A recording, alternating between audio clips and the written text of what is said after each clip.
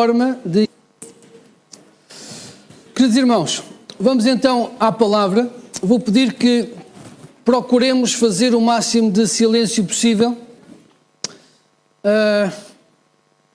Teremos as crianças entre nós, com certeza que se ouvirá algum barulho, mas o barulho das crianças são música, desde que não seja muito alto.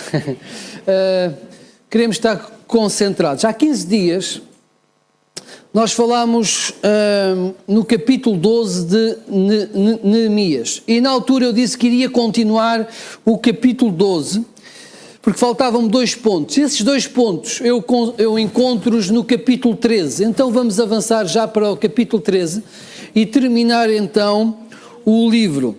Os pontos seriam a fidelidade ao Senhor e a santidade diante do Senhor. E isso nós vamos também ver neste capítulo 13.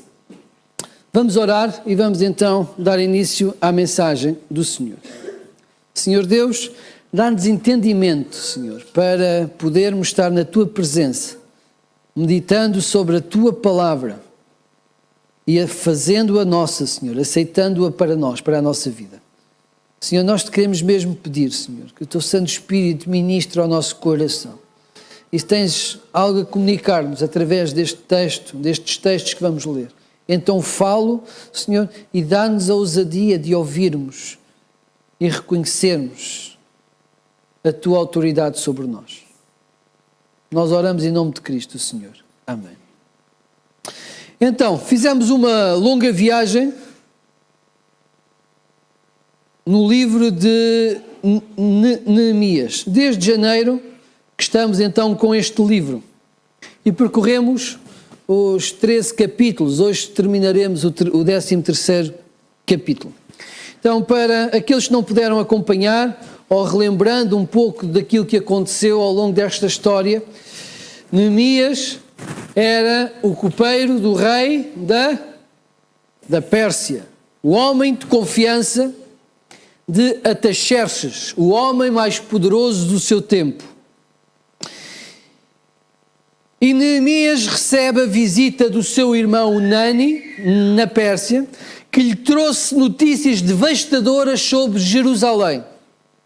Ele contou, entre outras coisas, que os muros de Jerusalém continuavam derribados e as portas da cidade continuavam queimadas. Isto significava que não havia justiça, não havia estabilidade, a vida em Jerusalém era praticamente impossível e a missão que o povo tinha de ser luz para as nações não estava a ser posta em prática. Além disto, o povo sofria. Era difícil viver em Jerusalém, era difícil viver em toda a Judá.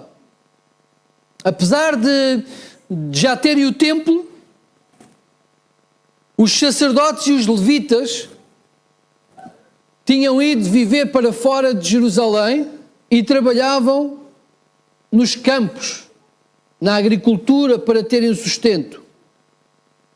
Havia corrupção, exploração dos mais pobres pelos mais ricos. Jerusalém ainda cheirava a cinza. Era uma imagem queimada de outros tempos. E Neemias então ficou devastado com as notícias que recebeu e ora ao Senhor e pede a Artaxerxes que o deixe ir à terra dos seus pais ou dos seus avós, reconstruir os muros, criar as condições para que Jerusalém se reedificasse, que Judá se restabelecesse. Neemias então assume uma missão de reconstruir uma cidade e uma nação que estava em ruínas há 142 anos. Para isso deixou o conforto da corte mais rica do mundo, fez uma viagem de 1500 quilómetros para levantar o seu povo das cinzas. E a história conta-nos que em 52 dias, depois de ele falar ao povo, de mobilizar o povo, de mostrar ao povo que aquela era a vontade de Deus e que estava ali com recursos de Deus, através de Ataxerxes, o povo então compreende que era a vontade de Deus reconstruir a cidade, junta-se a Neemias e em 52 dias conseguem erguer muros que estavam derribados há 142 anos. Depois dos 52 dias, Neemias continua em Jerusalém. E ele vai ficar em Jerusalém ao todo 12 anos. Além dos muros, o Senhor, através dele, reedificou a nação de Judá. Judá é o remanescente fiel de Israel. Reedificou socialmente, trazendo a justiça para o povo. Reedificou espiritualmente. Deus passou a ser Deus daquele povo e o povo passou a viver em aliança com o Senhor. As nações à volta de Israel souberam que Deus era Deus e que Deus estava a abençoar o povo. Em toda a história, como o Rui referiu há pouco, houve oposição. Todo o trabalho de Deus foi feito com oposição, com luta espiritual, por vezes muito intensa.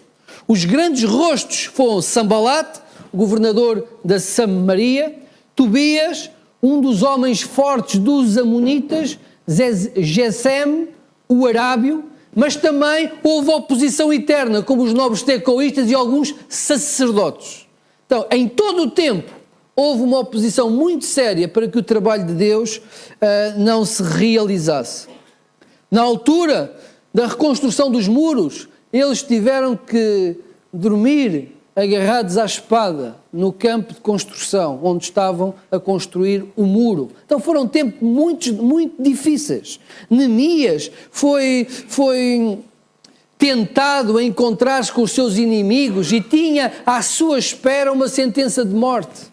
E todas as tribulações, todas as artimanhas que os inimigos tiveram para destruir aquela obra foram derrotadas e o trabalho do Senhor foi realizado. E isto é um símbolo da nossa vida cristã. Ninguém vive o cristianismo sério sem ter oposição, sem ter dificuldades. Mas Jesus também disse: no mundo tereis aflições, mas tende bom ânimo, porque eu venci o mundo. O capítulo 13, o capítulo 12, como vimos, não está em ordem cronológica, é um capítulo que conta a festa que houve em Jerusalém na inauguração dos muros, da consagração dos muros. Então o capítulo 12 está fora do enquadramento cronológico. E o capítulo 13, e eu compreendi isto porque é que o capítulo 12 está fora do contexto? Eu creio porque existe um capítulo 13. E o capítulo 13 é o quê? Passados 12 anos de Neemias em Jerusalém, ele volta para Susã e crê-se que passou na Pérsia outros 12 anos. Capítulo 13 conta o que Neemias encontrou quando regressou 12 anos depois. E o capítulo 12 e o capítulo 13 são um contraste flagrante. Vamos ver o que Neemias encontrou. Eu creio que Neemias, ao compilar o livro, se foi ele que o compilou, fez de propósito para colocar o capítulo 12 ao pé do capítulo 13 para que o povo pudesse ver o contraste entre uma situação espiritual e a outra situação espiritual. Por isso, nós vamos para o capítulo 13 e o que é que nós vamos encontrar neste capítulo 13? Capítulo 13 nós vamos encontrar que o povo de Deus, que no capítulo 10 tinha feito, reescrito a aliança com o Senhor, tinha havido um avivamento em Judá, o povo estava enamorado com Deus, povo estava a viver a infidelidade profunda, nós vamos ver que, passado 12 anos, havia alianças com amonitas e edomitas. O povo tinha entrado em alianças com estes povos. Um dos opositores de Neemias e do povo, um dos inimigos mais sérios, Tobias, que tudo fez para destruir os muros, ou que os muros não fossem levantados, passado 12 anos, tinha uma casa montada dentro do templo.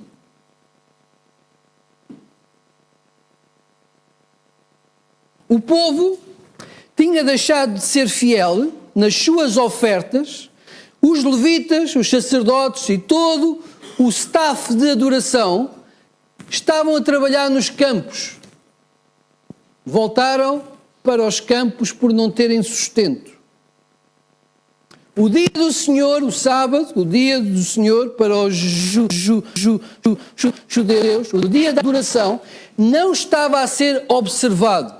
O povo não fazia caso do dia do Senhor. E os jovens estavam-se a casar com mulheres de outras nações, fazendo assim chamados casamentos mistos. Então, 12 anos depois, há uma revolução em Judá.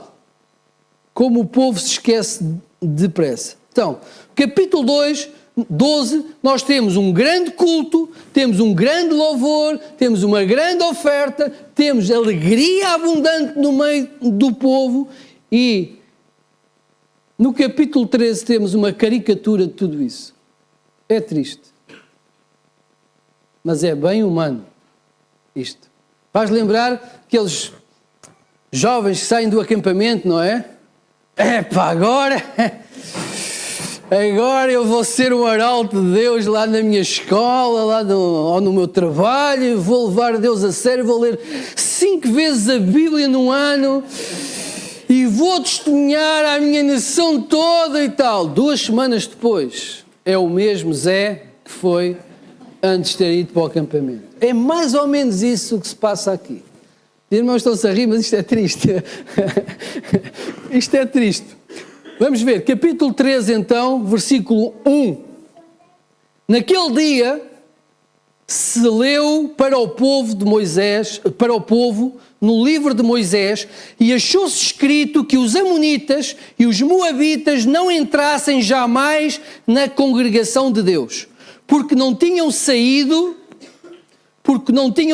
ao encontro dos filhos de Israel com pão e água. Antes, assalariaram contra eles Balaão para os amaldiçoar. Mas o nosso Deus converteu a maldição em bênção. Ouvindo eles, o povo, esta lei, apartaram de Israel todo o elemento misto. Então o que é que Neemias fez? O que tinha feito anteriormente. Colocou o povo a ler as Escrituras, a palavra de Deus. E as Escrituras diziam que o povo de Deus não devia de fazer alianças com amonitas e moabitas.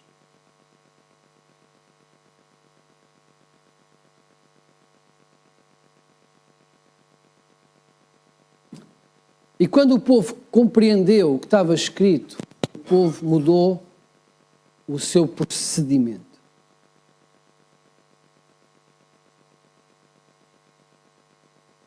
Isto é muito importante para nós, porque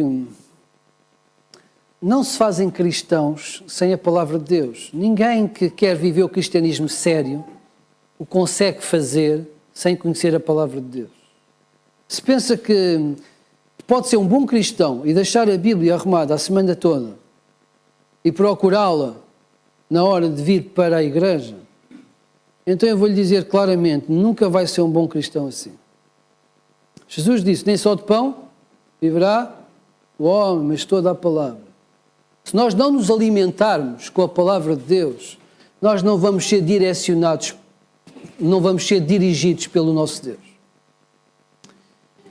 E o que dá a entender é que o povo se esqueceu da palavra de Deus. E quando Neemias chegou, mostrou-lhes que estava escrito que não deveriam fazer alianças com estes povos. E era o que estava a acontecer. Eles já estavam a fazer parte da congregação de Israel. E aqui não está uma questão racial. Não é uma questão de raça. Deus ama todas as nações. Ruth era uma moabita e ela entrou na genealogia de Jesus Cristo. Por isso, Raab também era uma mulher gentia e entrou também na genealogia. O problema não é esse. O grande problema, a razão de Deus ter proibido é que Deus conhecia o seu povo.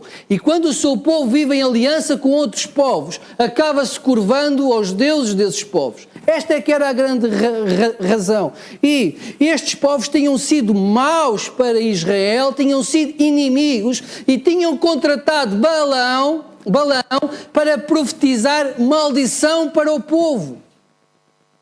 Então Deus proibiu. Isto seria o mesmo.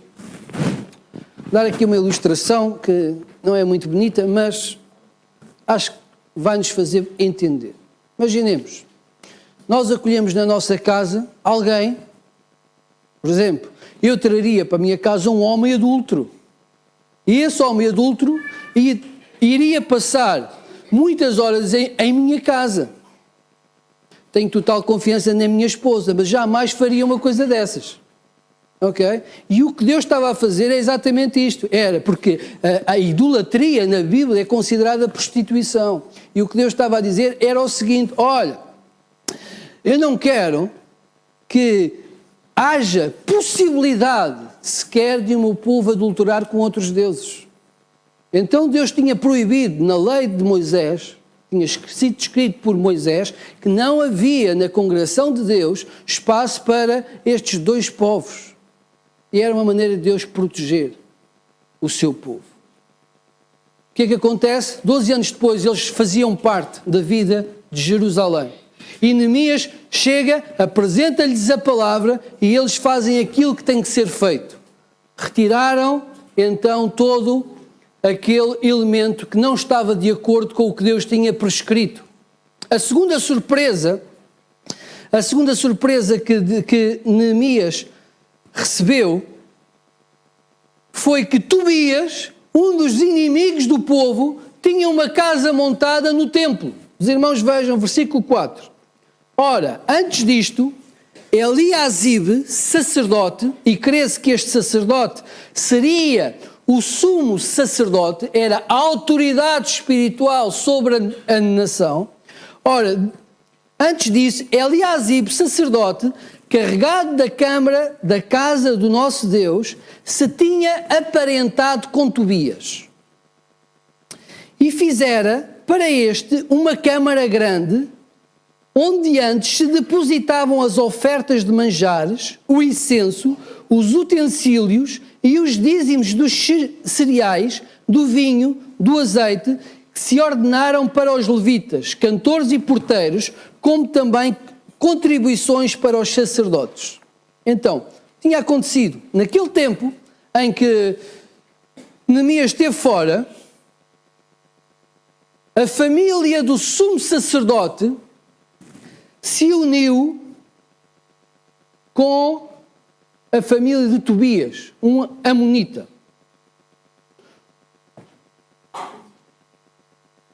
Um dos netos de Eliasibe casou com uma filha de Tobias.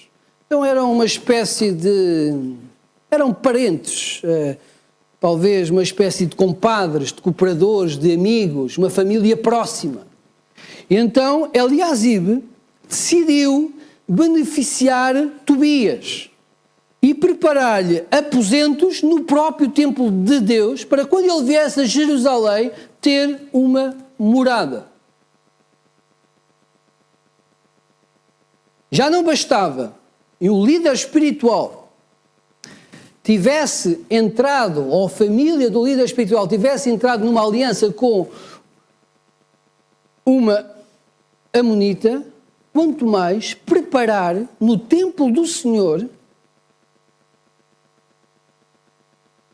instalações uma casa para o inimigo do povo de Deus. Isto é de loucos, é de loucos. Mas foi o que Neemias encontrou. No versículo 5 diz que construiu uma câmara grande. E qual foi o lugar que ele foi ocupar? O lugar onde era normalmente depositado as ofertas para o Senhor, onde se guardavam os dízimos e as ofertas para o Senhor, que depois serviam de sustento ao staff, digamos assim, da adoração. No versículo 6, Neemias diz que isto aconteceu porque ele não estava em Jerusalém. E no 8 diz mesmo que ele se indignou muito. E então não foi de modos. O que é que Neemias fez? Pegou nos trapinhos de Tobias e lançou a porta fora.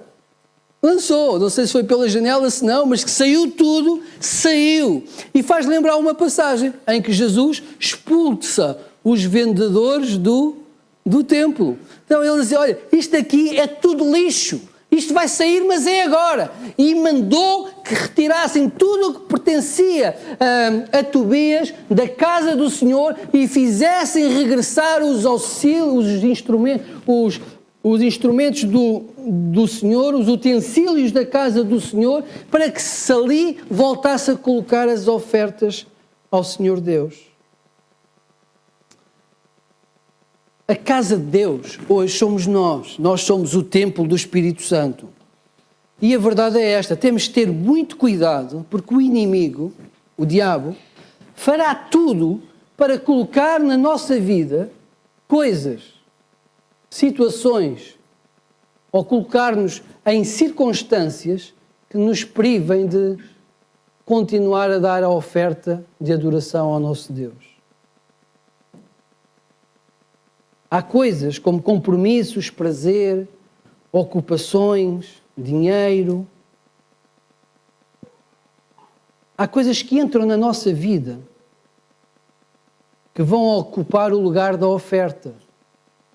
Vão ocupar o lugar da oferta que damos ao nosso Deus. Que nos tiram tempo, que nos tiram recursos, que nos desqualificam, que nos tiram o ânimo, a força, às vezes a saúde. Há certas circunstâncias que podem entrar na nossa vida e privar-nos de adorar ao nosso Deus. Que nos excluem da adoração, da dedicação, do serviço. E Neemias ensina-nos o que fazer em circunstâncias dessas. Quando nós nos apercebemos que há alguma coisa na nossa vida que está a ocupar o lugar da adoração, a única coisa a fazer é varrer o lixo. É varrer o lixo. Um verdadeiro cristão não pode transportar lixo consigo. Quando percebe que o que tem na sua vida é lixo, quando percebe que existe alguma coisa que o atrapalha na sua vida, na sua relação com Deus, quando entende que alguma coisa está a acontecer que o priva de adorar ao Senhor, então tem que pegar nesse lixo e retirar da sua vida. Foi isso que Neemias fez e que nos ensinou a fazer. Mas há outra surpresa que ele teve. Ele percebeu que os levitas e todo o staff da adoração não estavam a ser pagos. Vejam lá o versículo 10. Também soube que os quinhões dos levitas não se lhe davam, de maneira que os levitas e os cantores que faziam o serviço tinham fugido cada um para o seu campo. Então, contendi com os magistrados e disse: porque se desamparou a casa de Deus. Ajuntei os levitas e os cantores e os restituí aos seus postos. Então, aqueles que tinham a responsabilidade de dirigir a adoração ao Senhor não estavam a ser pagos. Os magistrados não lhe estavam a fazer chegar o sustento. E por não terem sustento, estes homens que tinham como missão dirigir a adoração ao Senhor, tiveram que voltar para os campos, trabalhar na agricultura para poderem comer e alimentar os seus filhos. Então, quando Neemias chega, a adoração a Deus não estava a ser realizada com a dignidade que Deus merecia, com a excelência que era devida ao Senhor.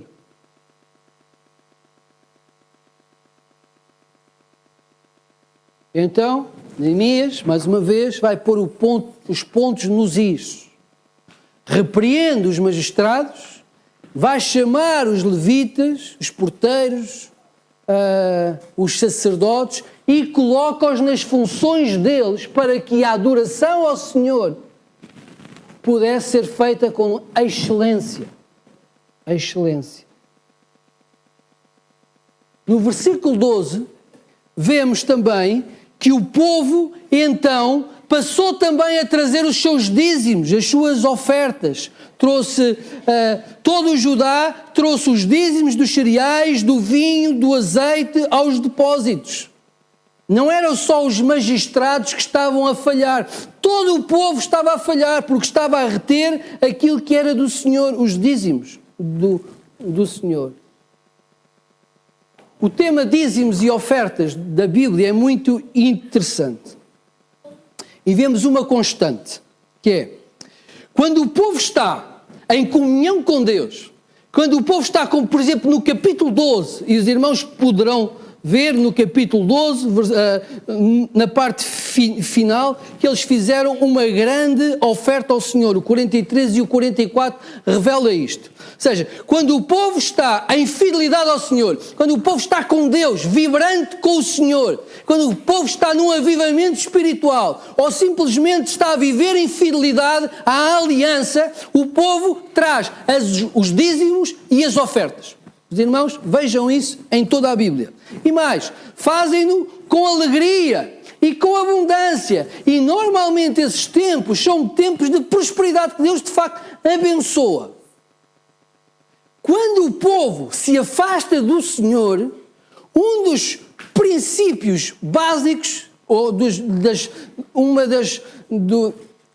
das coisas que acontecem logo, é exatamente quebrarem os dízimos e as ofertas.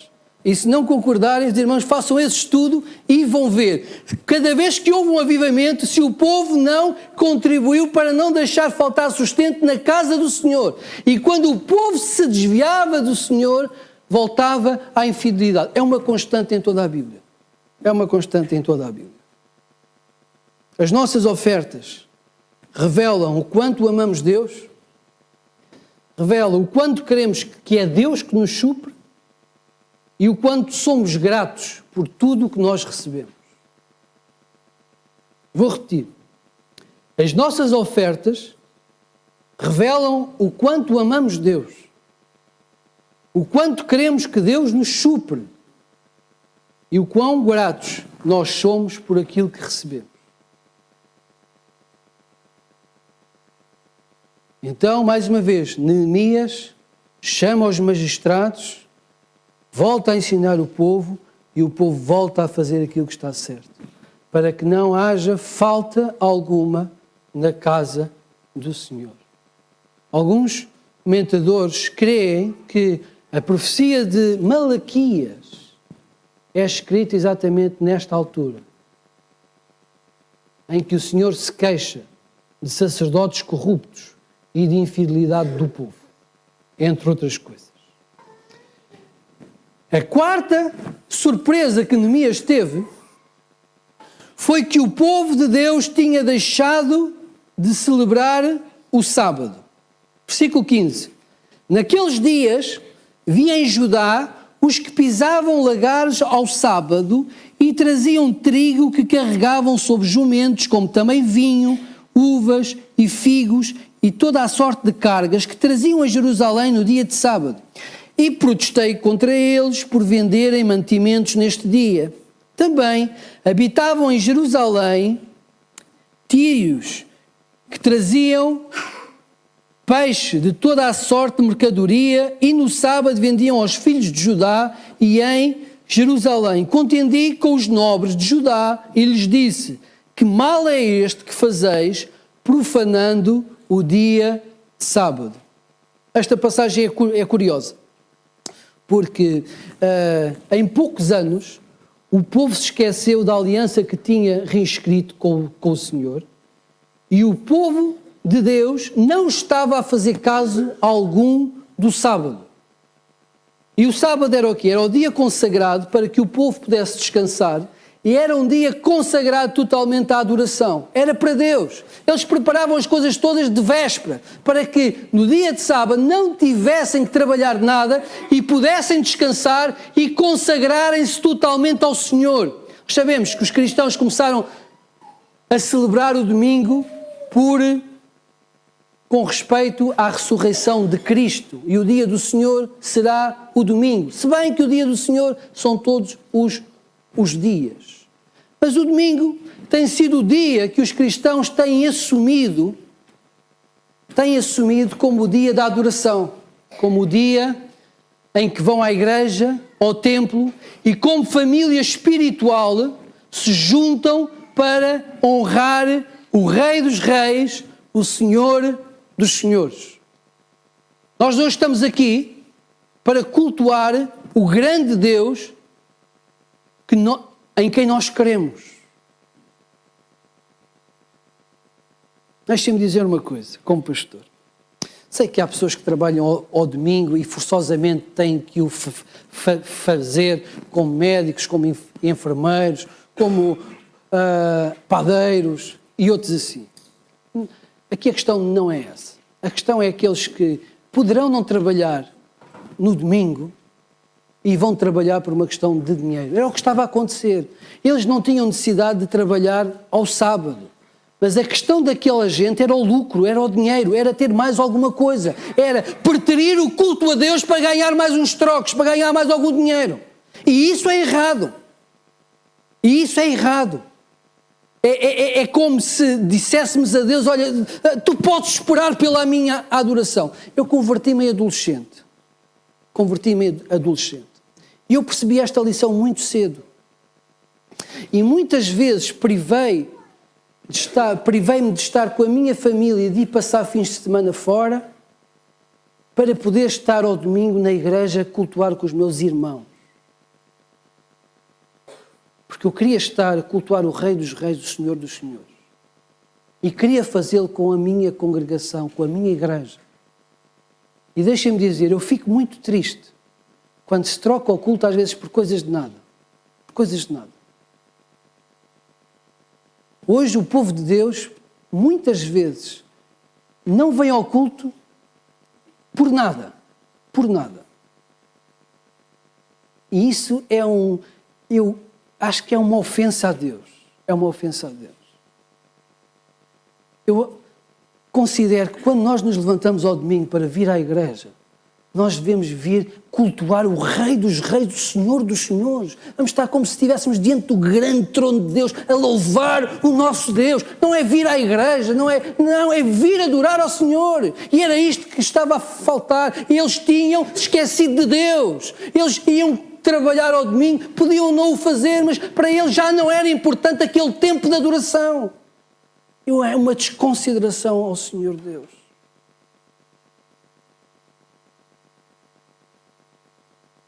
Quando é que eu vou descansar? Ao domingo. Temos de descansar ao domingo, sim, mas isso impede de nós virmos adorar ao Senhor Deus. O que é mais importante? Qual é a prioridade que nós temos? Isto é um caso sério, irmãos. Então, o povo de Deus estava esquecido, não era importante, não fazia caso do dia da adoração.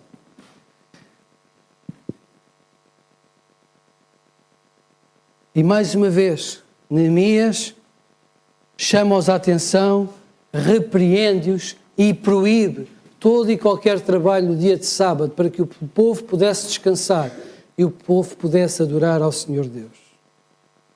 E por último, a última surpresa foi que os jovens estavam a casar com descrentes ou com povos de outras fés. Povos de outras fés. E Neemias vai repreendê-los. Porque a parte final de Neemias, a partir do versículo 23, diz: vi também naqueles dias que judeus haviam casado com mulheres asdoditas, amonitas e moabitas, e seus filhos falavam meio asdodita, e não sabiam falar judaico, mas a língua do seu respectivo povo. E então depois a passagem é interessante, porque ele vai dar uma valente tareia naquela gente, não é? Vai dar uma valente tareia e repreende-os para não voltarem a fazer casamentos mistos. Não é fácil alguém que esteja casado, um crente que queira viver fiel ao Senhor com alguém que não tenha a mesma fé. É por causa disto que eu não faço casamentos mistos, e os irmãos sabem. Porque em toda a Bíblia nós não vemos em nenhum sítio o Senhor a aprovar este tipo de casamentos. Como é que eu vou casar com alguém que não é capaz de partilhar a mesma fé que eu? Com quem eu não posso fazer uma oração, com quem eu não posso partilhar um milagre, com quem eu não posso dizer o que Deus está a fazer na minha vida. Não há comunicação espiritual com quem não tem a mesma fé. Não basta dizer, ele respeita-me e ele deixa-me vir à igreja. Não basta isto. Há um crescimento em família, num casamento, há um crescimento em que um e outro são uma só carne e crescem na mesma direção. E não havendo a mesma fé, não havendo a mesma disposição espiritual, isto é impossível. Por isso é que Paulo vai dizer, olha, não há comunhão entre o crente e o incrédulo. E os irmãos dizem assim, mas esta passagem lá em Coríntios não fala diretamente aos casamentos. Não, mas fala de alianças. E se não podemos ter uma aliança íntima com alguém que não tem a mesma fé, muito mais no casamento, porque não existe aliança mais forte do que a aliança do casamento. Não existe aliança mais íntima do que a aliança do casamento. E a Bíblia é muito cara. Não vos ponhais em julgo desigual com os incrédulos, porque sociedade pode haver entre a justiça e a iniquidade, ou que comunhão da luz com as trevas, que harmonia entre o Cristo e o maligno, que união do crente com o incrédulo. Paulo está a dizer a mesma coisa. Por isso os jovens têm que ter muito cuidado e não se deixar levar pelos lindos olhos. E mais, se for crente, mas se não te fizer crescer espiritualmente, não serve.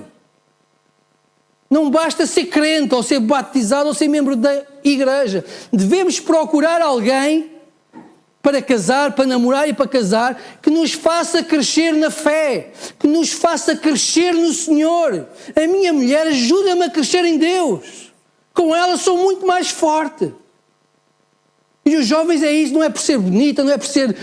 Não, tem que ser espiritual, porque senão vai ser frustrado espiritualmente a vida toda. E quem está casado com uma pessoa que não tem a mesma fé, sabe as dificuldades que tem em manter os seus compromissos com Deus. Então, para evitar isso, Deus proíbe os casamentos mistos. Então, para terminar este livro, irmãos, nós vimos que servir ao Senhor, no livro de Neemias, significa ter amor a Deus, significa ter amor à missão de Deus. É preciso muitas vezes ter espírito de sacrifício, abdicar do nosso conforto, sofrer luta espiritual, dedicar ou consagrar totalmente a nossa vida, ter fidelidade financeira e procurar a santidade diante de Deus. Neste livro, nós podemos ver um povo disposto a trabalhar, um povo que soube se unir, um povo que teve coragem de deitar fora a injustiça, o pecado, um povo que sofreu ameaças, oposição, mas continuou a servir ao Senhor.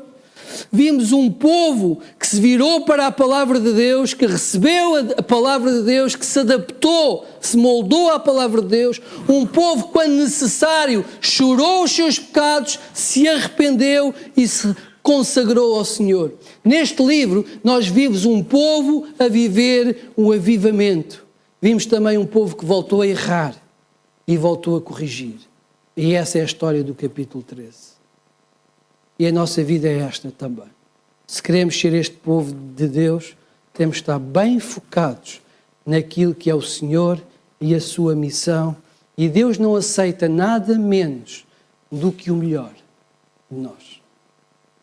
O melhor para Deus. E quem o faz, experimenta a alegria do Senhor. E a alegria do Senhor é a nossa força. Oremos, Senhor. Senhor Deus, damos-te graças por este livro, por este homem, por este servo, por tu o teres usado, Senhor, para levar um povo à tua presença, à consagração a ti. Como nós precisamos de Neemias nos nossos tempos. Ó Senhor, faz de nós homens à estatura deste teu servo, para que tu recebas toda a honra e toda a glória que te é devida, Senhor. E não deixes que a vida, que os afazeres, que os problemas, que as distrações nos afastem de ti, Senhor. Ajuda-nos a viver com todas as dificuldades, mas em fidelidade a ti, Senhor. Usufruindo da tua paz, do teu amor, do teu cuidado sobre nós. Ó Senhor Deus, as nossas vidas são consagradas a ti.